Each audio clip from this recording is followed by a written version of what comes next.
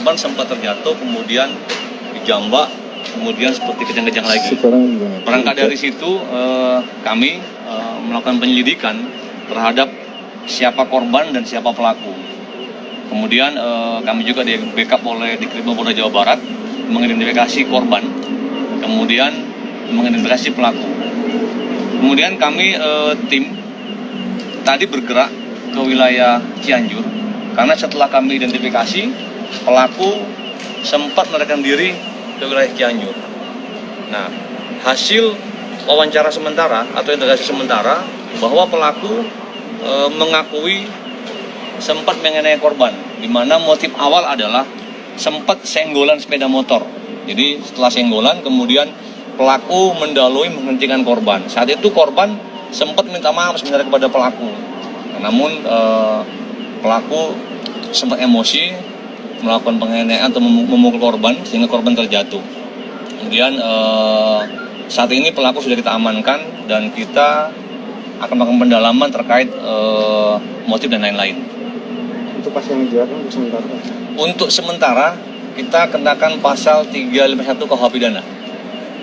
Benar, untuk korbannya sendiri kan kejang-kejang. Apakah setelah pemukulan atau memang sebelumnya itu dia punya riwayat sakit atau penyakit serupa?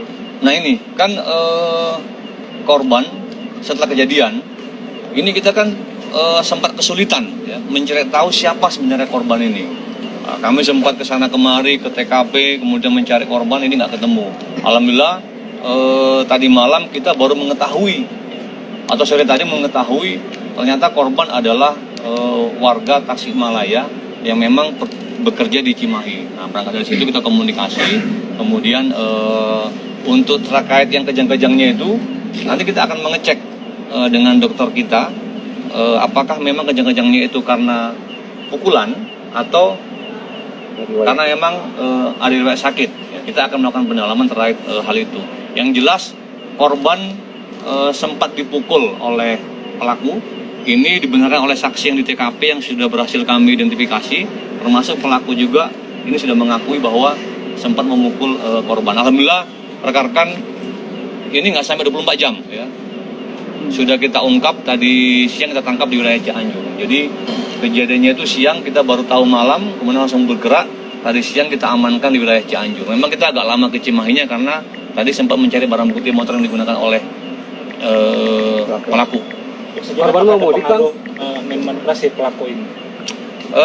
Ini akan kita cek tentunya, akan kita cek urin dan lain-lain untuk mengetahui kondisi pelaku. Bang, korban mau mudik apa gimana? Korban ini nggak mudik ya, artinya sore hari ini sebenarnya mungkin ngabuburit ya, ngabuburit, kemudian rame arus, senggolan ya, kemudian si pelaku tersinggung, mendahului, menghentikan, kemudian sempat cekcok dulu, kemudian korban minta maaf, tapi pelaku sepertinya karena emosi memukul, nah, sehingga korban jatuh, sempat terbentur trotoar, nah, sehingga korban mengalami luka, ada yang di bagian bibir, ada juga di pelipis. Setelah kejang itu langsung sembuh di TKP atau dibawa ke rumah sakit? Setelah pelaku menganiaya atau memukul korban, kan rame nih, banyak masyarakat. Nah, sempat kan si pelaku seperti menjambak rambut korban. Kemudian karena rame, kemudian pelaku ini menghindar karena rame, mungkin takut di massa gitu ya. Jadi pelaku menghindar. Kalau pelaku prosesnya apa? Kalau pelaku ini buruh harian lepas. Jadi rekan-rekan, pelaku ini rumahnya sebenarnya nggak jauh dari TKP ya. Kan kejadian di Sangkuriang.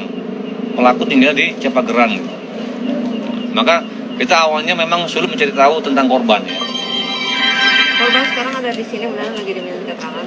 Ini korban karena kita sudah berhasil identifikasi, kemudian hari ini sudah di Polres Cimahi untuk membuat laporan polisi. Kondisinya dok, gimana dok?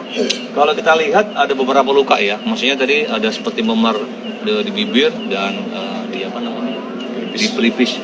Oleh karena itu malam ini juga akan kita cek, termasuk kita akan visum dan sebagainya. Jadi sebelumnya belum buat laporan setelah kejadian itu ya? Keburu pulang ke Tasik? Keburu pulang ke Tasik. Pak Wali? Siap. Pak Wali. Pak, ini sering terjadi beberapa kali Pak kejadian di Cimahi Pak. Tingkat kriminal seperti Cimahi, tindakan dari Pemkot Cimahi sendiri apa Pak? Ya sebetulnya kaitan dengan beberapa kejadian yang pada akhirnya membuat kami terusik dari sisi kenyamanan.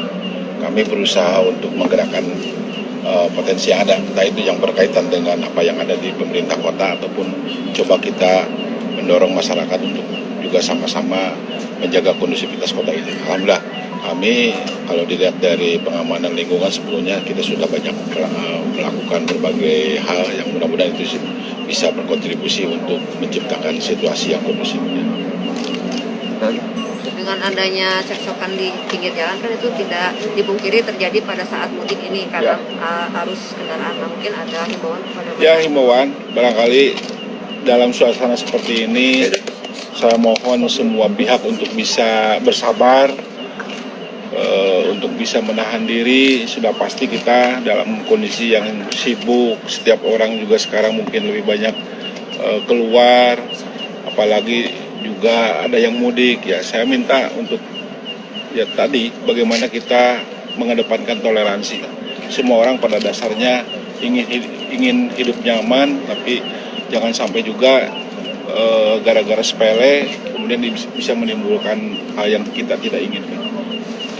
Satu hal lagi, saya apresiasi kepada jajaran Polres Cimahi begitu cepat untuk menangani kasus ini, dan ini adalah hal yang sangat menggembirakan. Terima kasih Pak Kapolres dan jajarannya. Rekan-rekan, jadi saya mengapresiasi tim bahwa tidak sampai 24 jam tim berhasil mengungkap dan menangkap pelaku. Kita di backup oleh Ditkrimum Polda Jawa Barat.